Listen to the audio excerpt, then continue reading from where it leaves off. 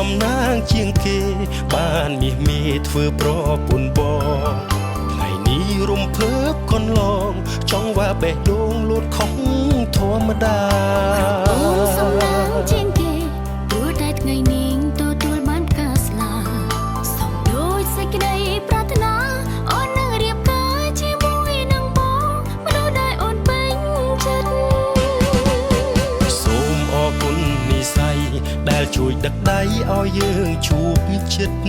សូមអរគុណព្រមលេខិនផ្ដល់ស្នេហាពិនដល់យើងទាំងថ្ងៃរៀបការសន្យានឹងមេឃដីធ្វើឲ្យស្រីមានក្តីសុខជាងគេសូមសន្យាថាពួកយើងទាំងពីរនាក់មិនបែកគ្នាទេមិនចោលក្តីស្នេហ៍ក្បែរគ្នារៀងរហូត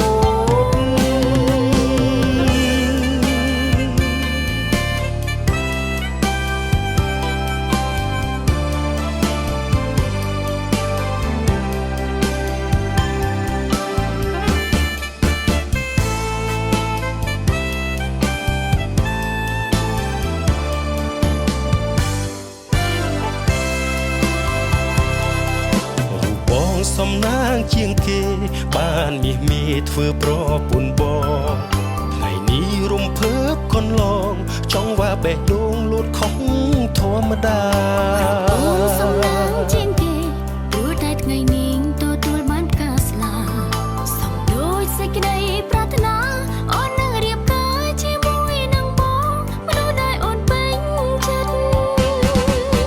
សូមអរគុណនិស្ស័យដែលជួយដឹកដៃឲ្យយើងជួបចិត្តសូមអរគុណព្រមលេខិនផ្ដល់ស្នេហាពិនដល់យើងទាំងថ្ងៃរៀបការសន្យានឹងមេឃដីធ្វើឲ្យស្រីមានក្តីសុខជាងគេសូមសន្យាថាពួកយើងទាំងពីរនាក់មិនបែកគ្នាទេមិនចោលក្តីស្នេហ៍ក្បែរគ្នារៀងរហូត